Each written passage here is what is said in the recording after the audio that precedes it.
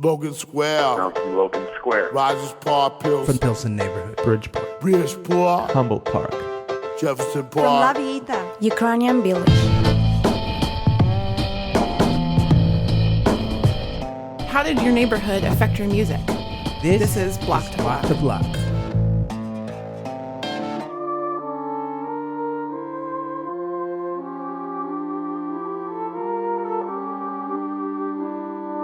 I'm David Safran.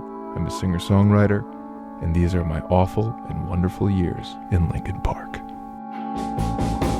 I'm all alone, the mood is right, my head is clear, my hair shirt's tight.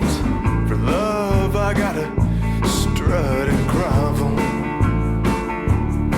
and I'm locked within the heartland here. My parts that grew now disappear. A prince like me cannot deal with struggle. Linkin Park is a neighborhood I think about often. Linkin Park is a kind of deboned Upper West Side. I attended DePaul, a hulking Catholic university. DePaul is like the Vatican City of Linkin Park. A fundamental goal of this Vincentian university is to serve the poor, but the poor are centered in an area of great leafy affluence. You will see the homeless lined up outside St. Vincent Parish, while crowds of undergrads or plump white babies in extravagant strollers pass them on Sheffield Avenue. You will see dogs demanding royal recognition and grandfathers training for the Chicago Marathon. In a way, Linkin Park is the most Dickensian of Chicago neighborhoods because it's without a middle class. There's a working class, there's a student class, and there's a Pilates class. And then there's a bottom-of-hell poverty. And from my apartment, they all seemed indistinguishable. I lived in Linkin Park at a time when DePaul was rearranging itself. John Dominic Crossan, the superstar biblical scholar, was occasionally around campus to give extraordinary lectures on early Christianity. I used to see Norman Finkelstein, too. This was during the nasty and very public dispute with Alan Dershowitz. I never took a Finkelstein course, but we seemed to share the same routes through Linkin Park. Either that or he was following me. Finkelstein was a very handsome man, white-haired, dark-eyed, a face full of pansexual healthiness, and he was fierce, physically unable to crack a smile. DePaul denied Finkelstein tenure, and he quite understandably went out raging. Another powerhouse professor was Jonathan D. Gross, a Byron scholar, and when I was 20 years old, the man I most wanted to become. I took his course on William Blake. I don't remember a single thing about William Blake, but I do remember Gross walking into class in a gray linen suit and his thick, fortunate hair floating upwards. Before saying anything, he unbuttoned his shirt down to his chest, and the woman, sitting next to me, began purring. Studying English sometimes deglamorizes literature. Jonathan Gross made it glamorous again. He'd ride his bicycle through the quad, and his bike skills were so irresistible to women, they would all switch their majors to English.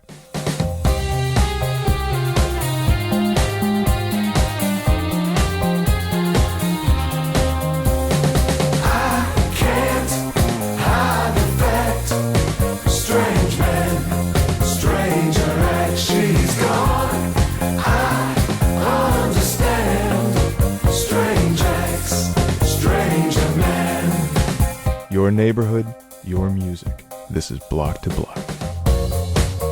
I make a mess of time now.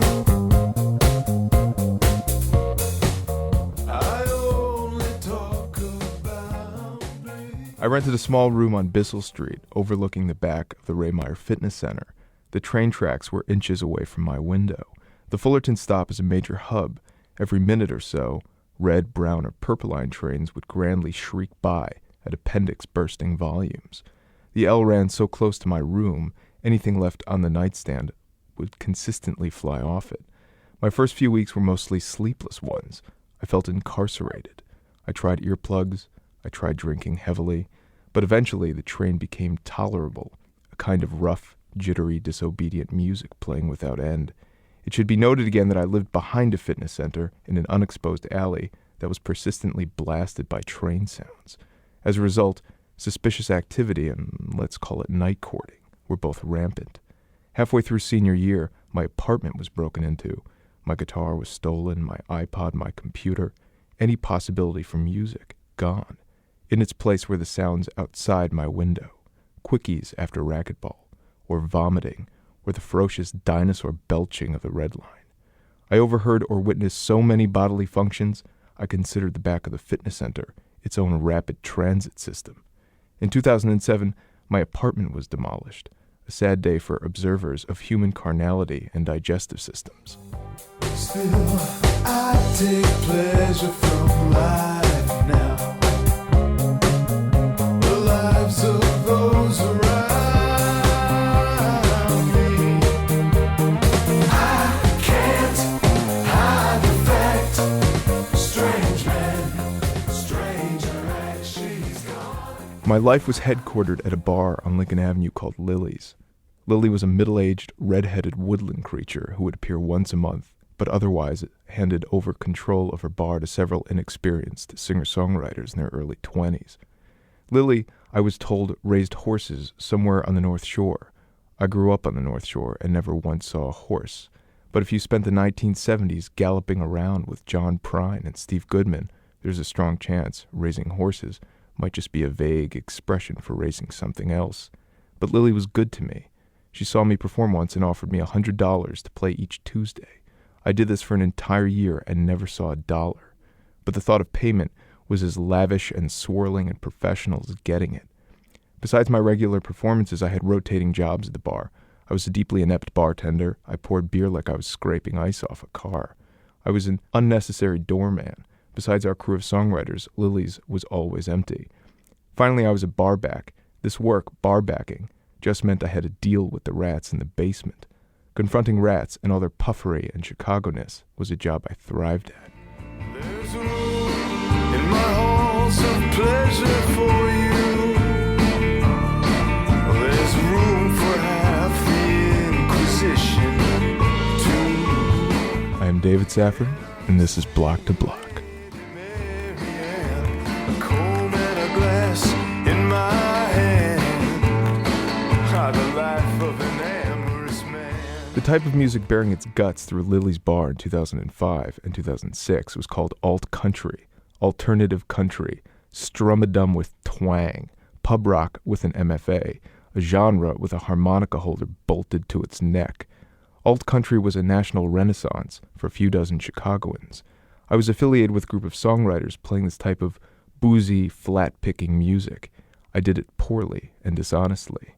Yet it was an education, a diseducation, learning to write by writing what you hate.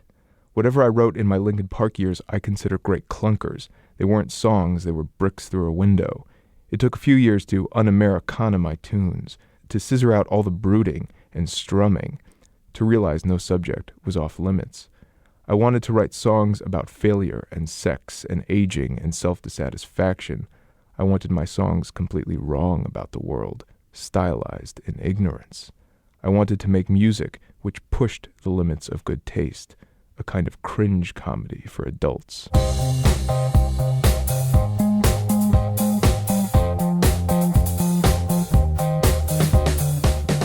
How did your neighborhood affect your music? This is Block2Block.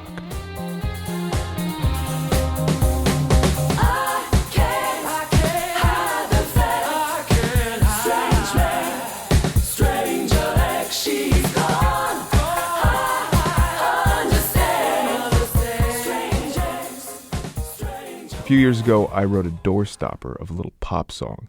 It's still not released and only half recorded, but I think it best captures, if not my neighborhood exactly, the style I had wanted but couldn't achieve while living in Linkin Park. The song is called Heretics, Witches, and Jews. Since it's not finished, I'll just read the lyrics. When I was young, my mother went famous, and Steinem, Thomas, and Pogrebin were near. I still recall the wastes of second waivers, and I've been waiting 20 years to get back there, to all those heretics and witches and Jews. I am a neutral being between the sexes. My job is not to judge or exploit. What excites me is human connection, to mostly miss the point. But heretics and witches and Jews, I just can't refuse. Oh, I'm afraid I don't get played. I cling now to the table. The muse would share her divine air. It wasn't worth a kegel. The difference isn't great between men and women. the only difference in fact. What a man calls 8, a woman calls 7, but it's really just 6.5. We're the same sweet psychopath. Upon Parnassus Hill,